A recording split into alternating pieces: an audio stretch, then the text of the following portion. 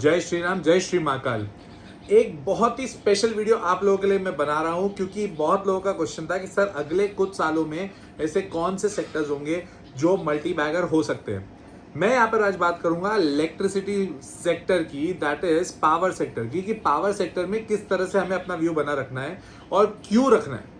अभी तक लोग हमेशा ये कहते थे कि पावर सेक्टर का फ्यूचर ब्राइट है। आज आपको इस वीडियो के थ्रू सारी डेटा पता पड़ेगा कि एग्जैक्टली ब्राइट क्यों है, तो उसको ध्यान से देखना, लास्ट तक देखना। इस वीडियो में मैंने काफी डेटा भी यूज किया हुआ है जो आपके बहुत काम का भी होगा और आप इसके बेसिस पर अपना डिसीजन मेकिंग कर सकते हो। बट ये ध्यान रखिएगा कि कोई बाइंग सेलिंग रिकमेंडेशन नहीं है यार। ये बाइंग सेलिंग के हिसाब से मत देखिए, इसको प्योरली एजुकेशन पर्पस के हिसाब से देखिए और समझिए कि इसे किस तरह से, इस सेक्टर को किस तरह से हमें देखना चाहिए। और अगर इसके अलावा आप मेरा एक्सक्लूसिव कंटेंट देखना चाहते हैं तो इस वीडियो के नीचे ज्वाइन का बटन है यार, ज्वाइन का बटन दबा दो और वहां पर आप एंटर कर लो। एंटर करने के बाद में वहां पर एक ही नारा चलता है, यू कमेंट आई मेक। एक ही फंडा है, आप कमेंट करते जाइए, मैं उस पर वीडियोस बनाते जाऊंगा। अब इसमें ये वाला जो पावर सेक्टर का, इलेक्ट्रिसिटी सेक्टर का है, इसमें हम ये वीडियो क्यों बना रहे हैं, 2-3 रीजंस हैं। सबसे पहली चीज, आप लोगों के बहुत सारे क्वेश्चन थे। दूसरी चीज, इसमें स्कोप एक नेक्स्ट लेवल का है। जो चीज 2002, 3, 4, 5, 6 के टाइम पर आईटी सेक्टर में दिखती थी, वैसा कुछ इसमें दिख भी रहा है। तो सबसे पहले हम बात करते हैं इसके स्कोप के बारे में। इंडिया की पॉपुलेशन की अगर मैं बात करूं तो वो दिन बर दिन ग्रो करती जा रही है, बराबर।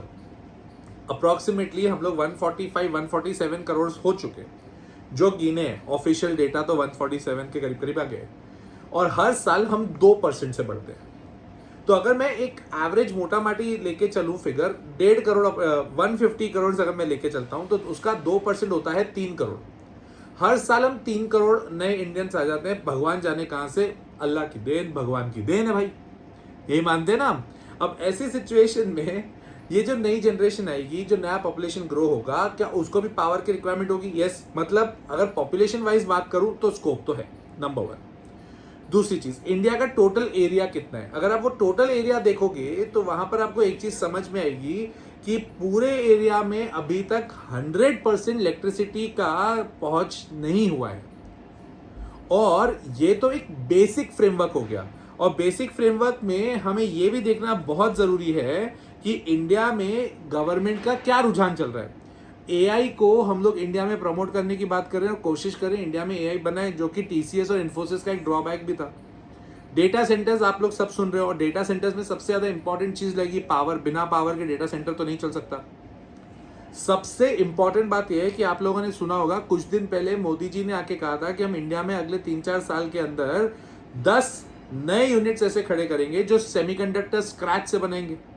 सेमीकंडक्टर में सबसे इंपॉर्टेंट चीज एक होती है, वो है एनर्जी, इलेक्ट्रिसिटी, पावर।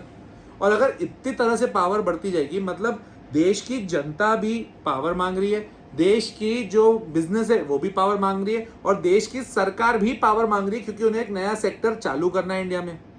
अब ये सारी सिचुएशन में डेटा सेंटर्स के ऊपर बिजनेस आए न आए, सेमीकंडक्टर्स कितने लेवल तक पहुंचे न पहुंचे, पावर की तो रिक्वायरमेंट हर जगह है ना। और अगर इसमें भी हम पावर में इन्वेस्ट नहीं कर रहे हैं तो क्या मतलब। मैं, ध्यान रखिएगा, मैं पावर की बात कर रहा हूं, मैं पावर फाइनेंस की बात नहीं कर रहा हूं। पावर फाइनेंस कब चलेगा? जब पावर वालों को सही सही कॉन्ट्रैक्ट्स मिलते जाएंगे। अभी गवर्नमेंट का विजन है उसको बनाने का। अब बनाने के बाद में जब उनको कॉन्ट्रैक्ट्स मिलेंगे, उनको कॉन्ट्रैक्ट्स बनाने के बाद पैसे की रिक्वायरमेंट चलेगी, तब पीएफसी, आरईसी, आईआरडीए भागेंगे। इन सब चीजों से आपको एक चीज क्लियर होनी चाहिए कि स्कोप तो अच्छा है। अब क्या होता है ना, पावर सेक्टर में there are different kind of activities. पहला, एक कंपनी होती है जो रॉ मटेरियल देती है, जैसे कोयला, कोल, जिसको थर्मल पावर हम लोग कहते हैं। एक कंपनी होती है जो पावर जनरेट करती है, जहां से पावर की उत्पत्ति होती है, पावर बनता है, उसको बोलते हैं पावर जनरेशन कंपनी। जनरेट करके उसको आप उधर के उधर तो यूज नहीं करोगे, उसको आप अलग अलग सिटीज में, अलग अलग स्टेट्स में ट्रांसपोर्ट करोगे, जिसको पावर के टर्म से बोलते हैं ट्रांसमिशन। तो रॉ मटेरियल हो गया, जनरेशन हो गया, ट्रांसमिशन हो गया। अब ये आपके स्टेट इलेक्ट्रिसिटी बोर्ड तक, ये जो आप होते हैं ना, बड़े बड़े ट्रांसफॉर्मर्स लगे रहते हैं हमारे घर के बारे में, घर के बाहर ट्रांसफॉर्मर था, वो फट गया। अरे वो ट्रांसफॉर्मर इज व्हाट, एनर्जी को इकट्ठा करता है, वहां से डिस्ट्रीब्यूट होती है। तो डिस्ट्रीब्यूशन की कंपनी अलग होती है, जिसको बोलते हैं डिस्कॉम, डिस्ट्रीब्यूशन कंपनी, डिस्कॉम। ठीक है। अब ये पूरी की पूरी एक्टिविटीज होती है। आपको ये लॉजिकली समझ में आना चाहिए कि इन सब में सबसे सेफेस्ट ऑप्शन इज ट्रांसमिशन, क्योंकि इंडिया में ट्रांसमिशन की सबसे बड़ी कंपनी गवर्नमेंट की है, उसका नाम है पावर ग्रिड। अब पावर ग्रिड टोटल मिला के जितनी भी ट्रांसमिशन की अपनी कैपेसिटी है, उसकी नियर टू पावर ग्रिड की कैपेसिटी है 1,98,000 करोड़, सॉरी 1,98,000 किलोमीटर है, जो कश्मीर से कन्याकुमारी तक, गुजरात से लेकर अरुणाचल प्रदेश तक सब जगह ट्रांसपोर्ट। आप ट्रेन में ट्रैवल करते हो तो आपको बड़े बड़े खंबे नहीं दिखते हैं जो एक जगह से दूसरे के तार लेके जा रहे हैं, ट्रांसमिशन है।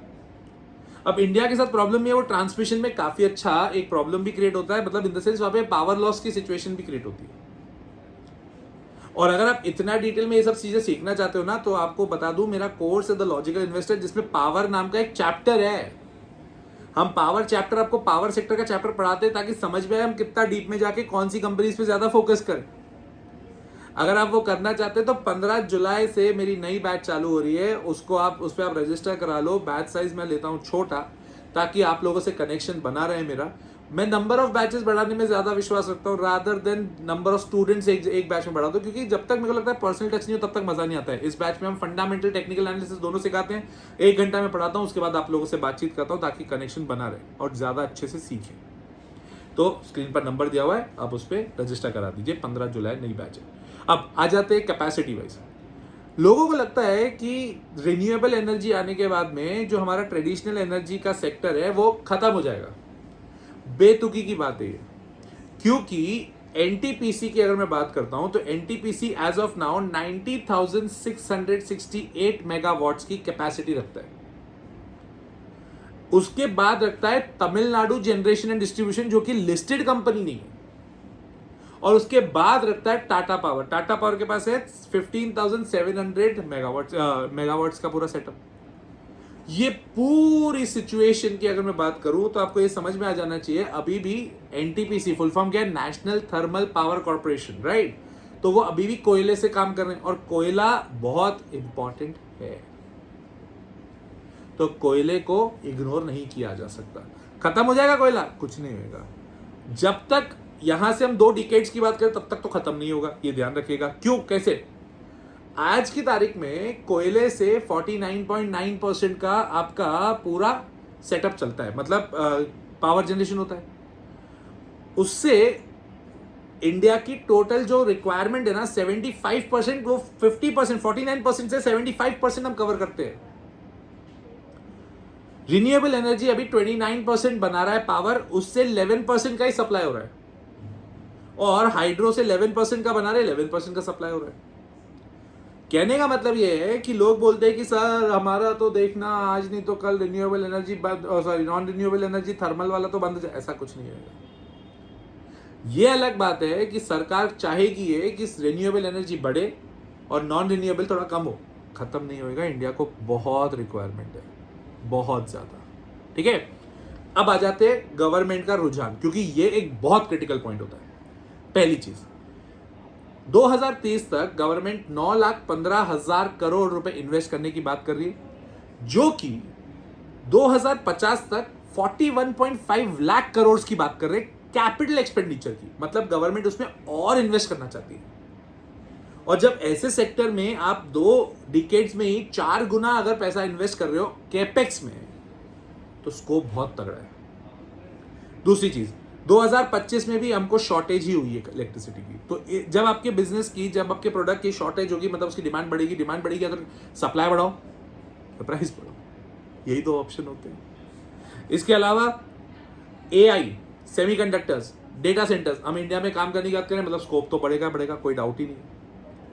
चौथा, 2050 तक गवर्नमेंट का टारगेट है कि सोलर पे हमारी डिपेंडेंस होनी चाहिए 41%, और जो एज ऑफ नाउ ट्रेडिशनल पे बहुत ज्यादा है उसको कम करके 32% पे ले। तो सोलर का स्कोप तो भाई बेइंतहा है।